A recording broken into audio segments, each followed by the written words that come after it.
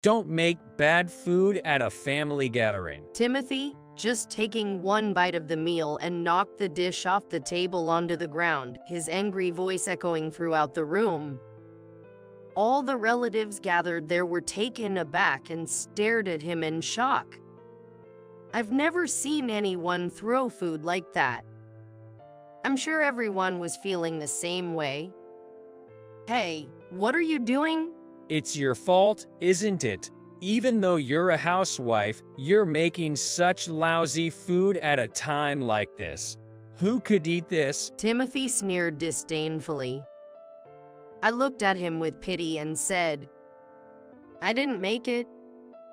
What? He looked stunned and just lost for words. Now, this is the perfect chance. Don't miss the chance to fight back against him, who has oppressed me all along. I took a deep breath and composed myself. My name is Natalie Adriana, 32 years old. Until a year ago, I worked for a condominium management company, but I quit my job when I got married, and now I'm a full-time housewife. Without Timothy's strong insistence, I would have continued working, but he really wanted me to be a full-time housewife as his wife. I accepted his request and quit my job. Honestly, I wanted to work a little longer, but considering his income, I thought we could make a living without me working. He works for a major consulting firm. We met through work. As we both were people in charge of each company, we got to know each other, started dating, and eventually got married. Having worked for various consulting firms right after graduating from college, he was good at his job and was a smooth talker. I was impressed by his work and approached him from me. I didn't think he would pay attention to someone like me, who was ordinary in looks and ability, but to my surprise, he responded to my feelings. I was so happy that I couldn't stop talking things about him to my friends after we started dating. I guess they were feeling I was silly, but I believed without any doubt that I was at the peak of happiness. When we decided to get married just over a year into our relationship, I was in a state of complete euphoria, unaware of what disasters lay ahead. Listen, I'm busy with work on weekdays, so I'll only come home on weekends. Sorry, but that's how it's gonna be. He casually announced as he was watching TV in the living room, on the very night we received our marriage certificate at the city office. Having been excited for our happy married life, I was utterly shocked by his unexpected words. What do you mean? So, I'll only come home on Saturdays and Sundays. It'll help keep the excitement we had when we were lovers. It's a great idea, Ho. Well, but... What? You got a problem with that? No, I don't. I was honestly taken aback by his sudden proposal. Only coming home on weekends. Isn't that what they call a weekend marriage? It's strange to decide something so important all by himself. If he really wanted a weekend marriage, he should have at least mentioned it before we got married. Why did he have to declare it suddenly on the very day we received our marriage certificate? It's true that seeing each other less often might keep the excitement alive. But isn't it natural to want to be with the person you love all the time? My newlywed life was a big disappointment, and I felt more downcast than I had expected. He must have noticed my state, or maybe he was just trying to improve my mood, but he treated me unusually kindly that day. That night, we had our first night as a married couple, and as a result, I was able to temporarily forget about a weekend marriage, so maybe his plan worked successfully. Looking back now, his declaration at that time was just the beginning. I had no idea that I would experience even more difficult challenges than just a weekend marriage afterward.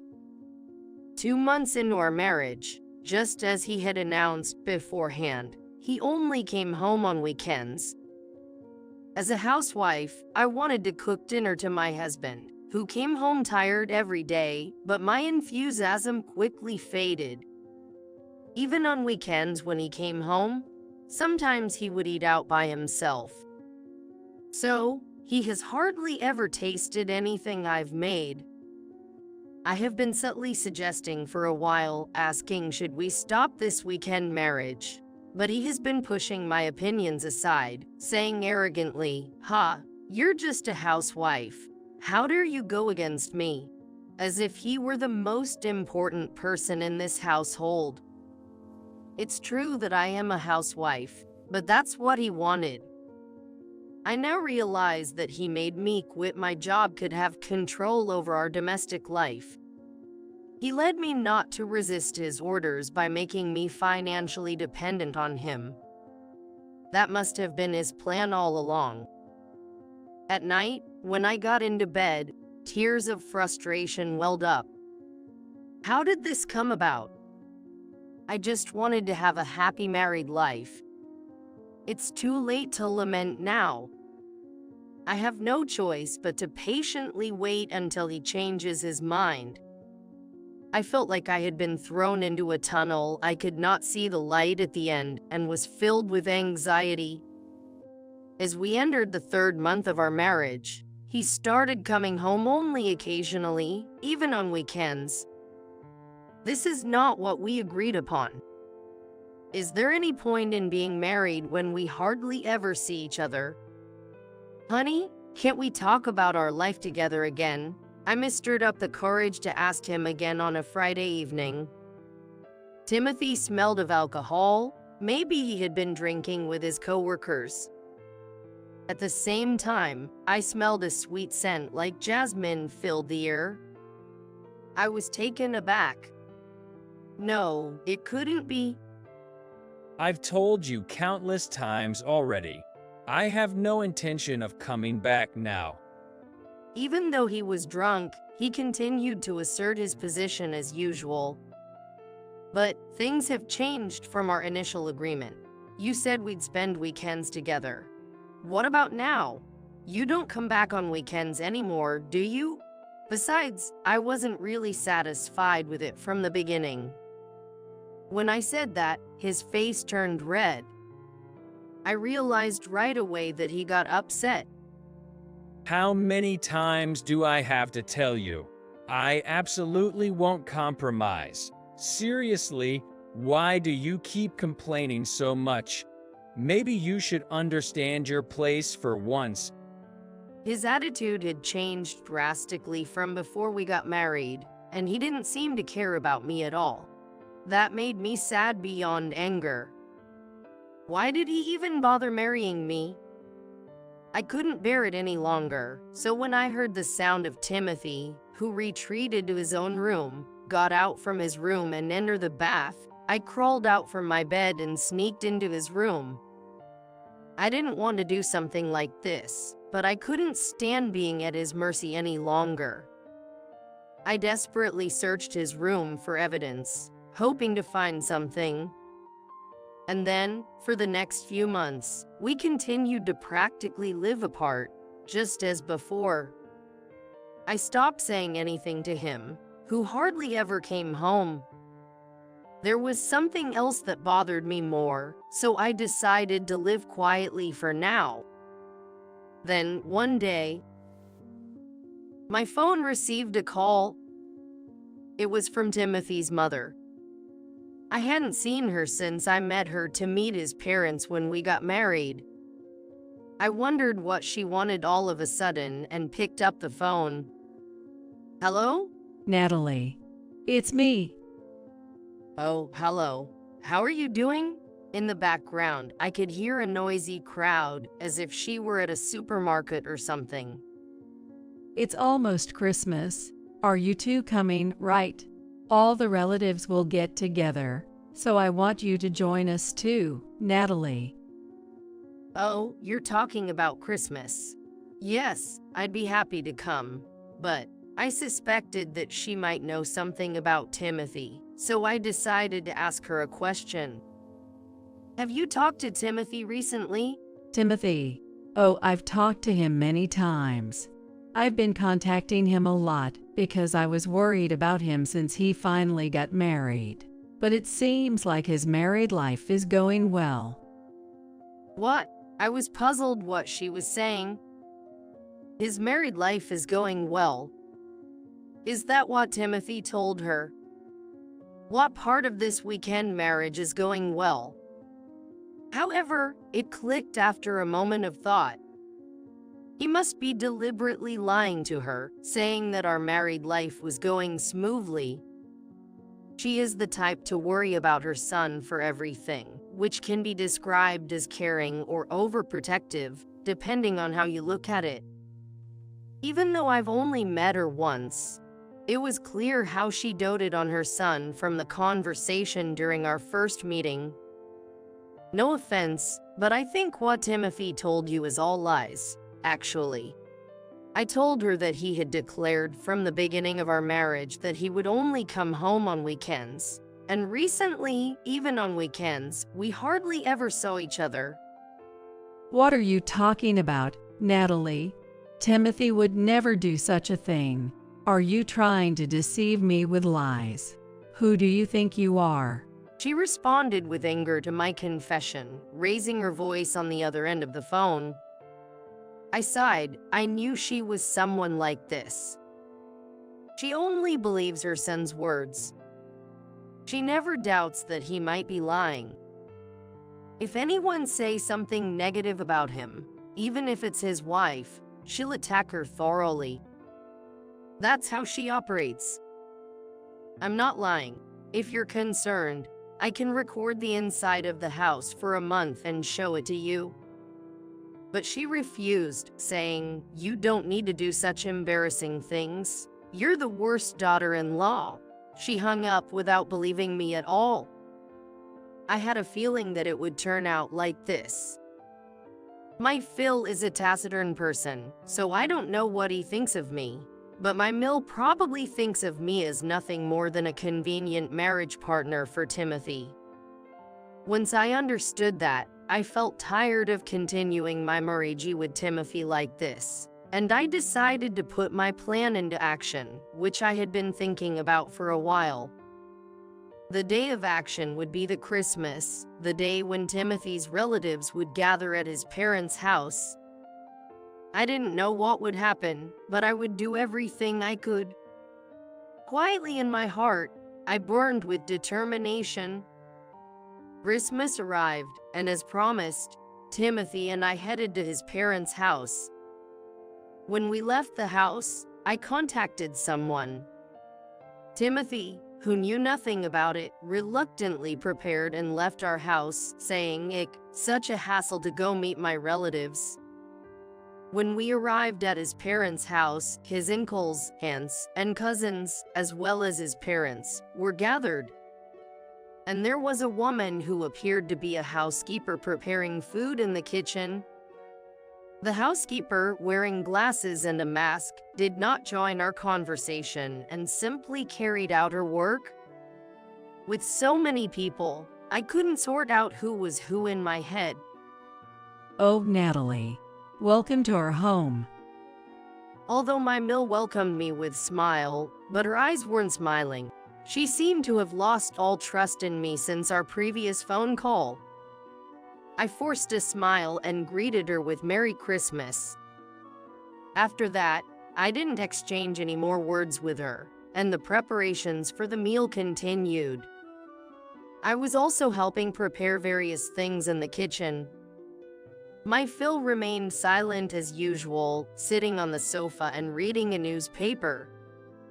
Once the meal was ready and I finished serving and everyone began to eat, I noticed Timothy next to me, going to eat the stew.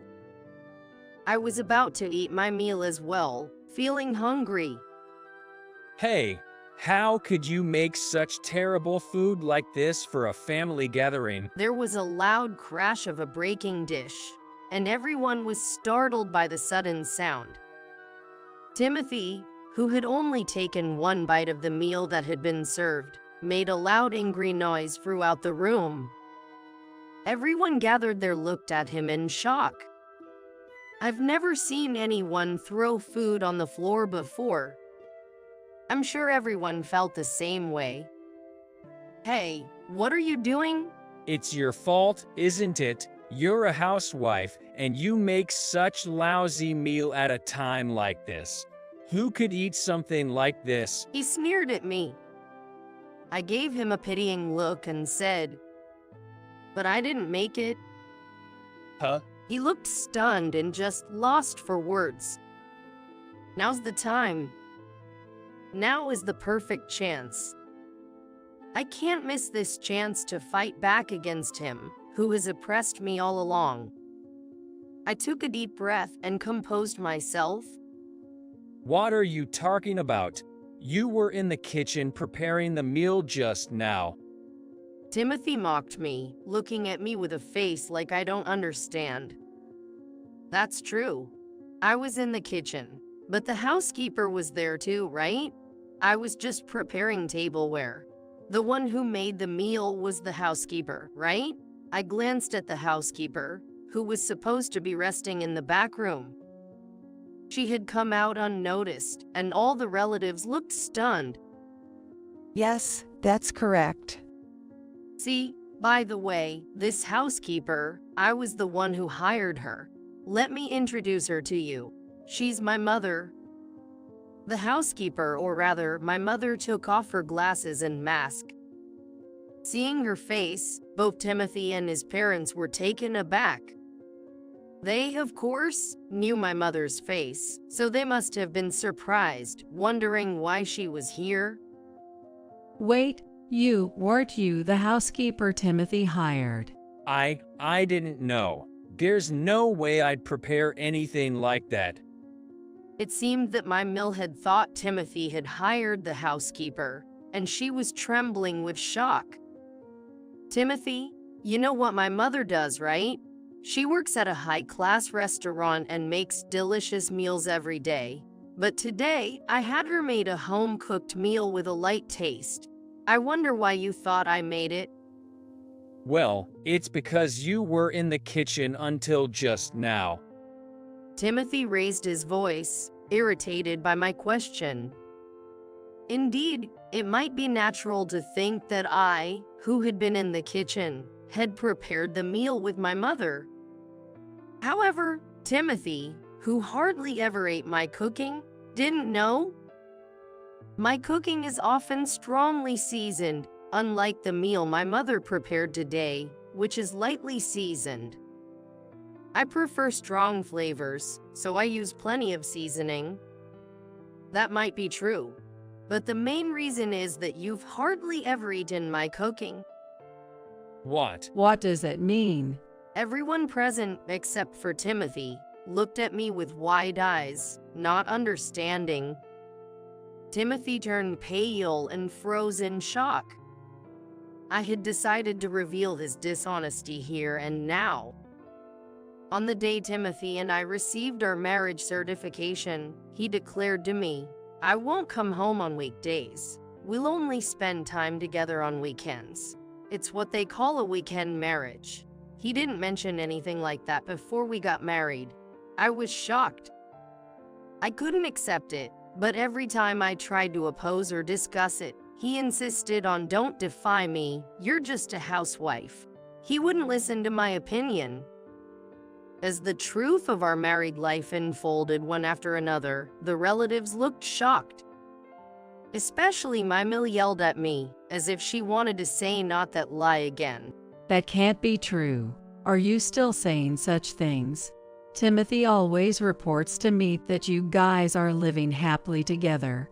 Please don't embarrass us in front of our relatives like this. Seeing my mill, who always takes her son's side, raged with face like thunder on his behalf, I sighed, fed up. It's about time. It's about time to reveal that. Just as I steeled myself, clenching my fists tightly.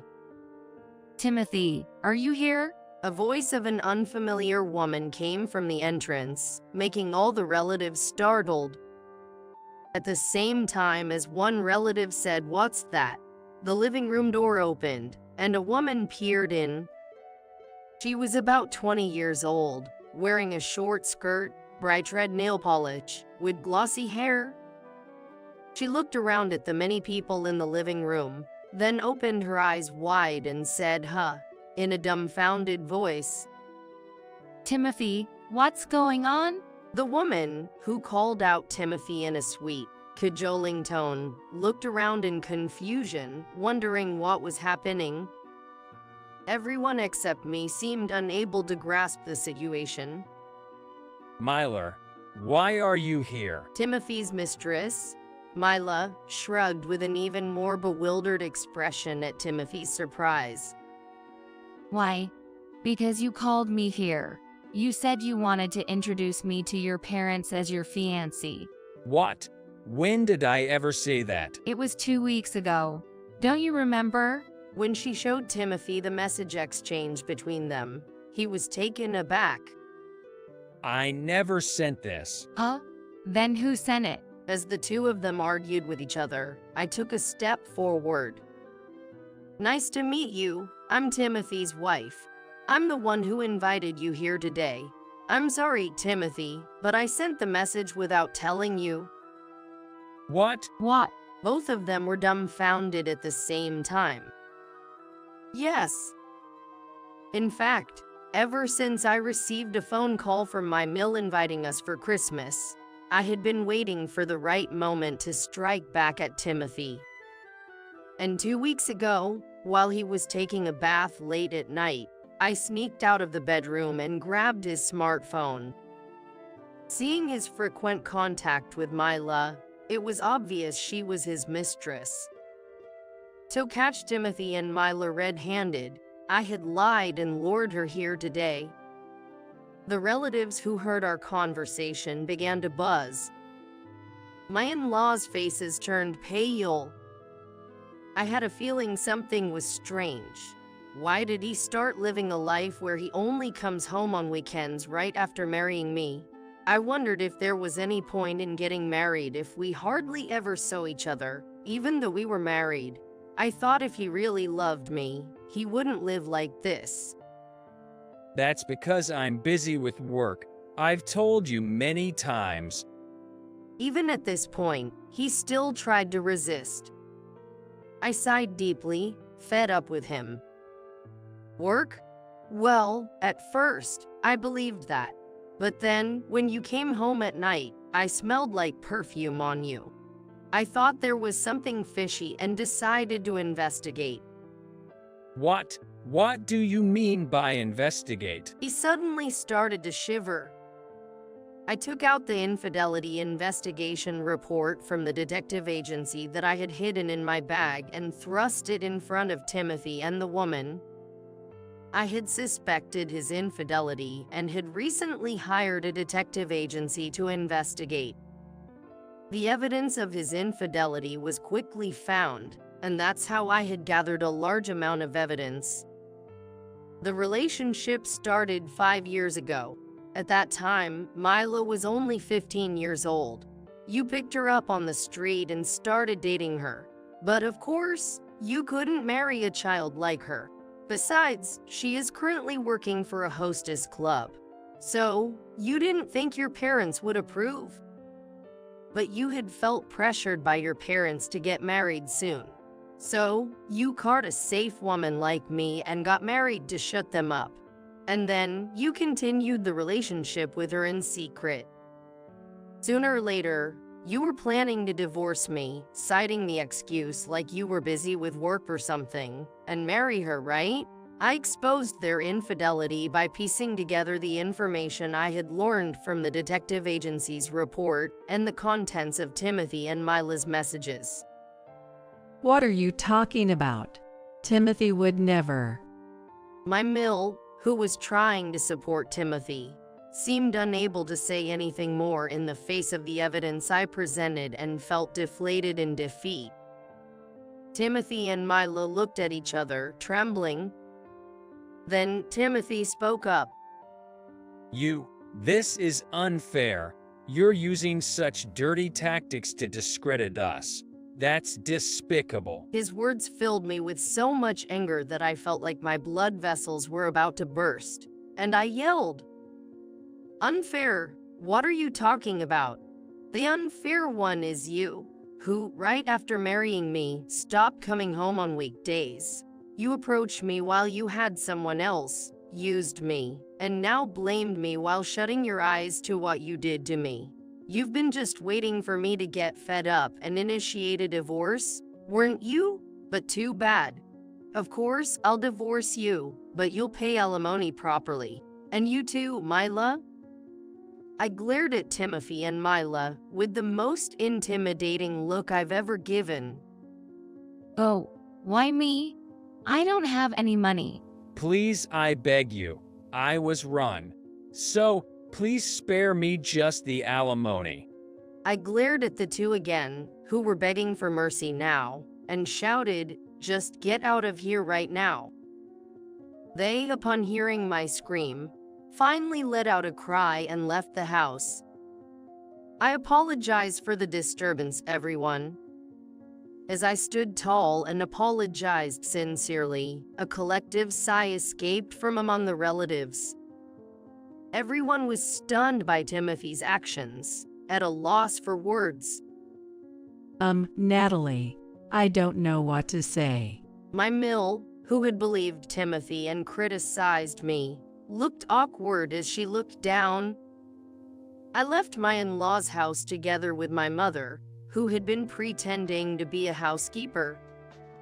I probably won't be coming to this house again. Thus, my one-year marriage life that I had been plagued by Timothy had come to an end. A few days later, I began the divorce proceedings with Timothy. I would be officially single again. Now I am a divorcee, but our marriage was so brief and hardly felt like a real marriage, so it didn't feel like much had changed.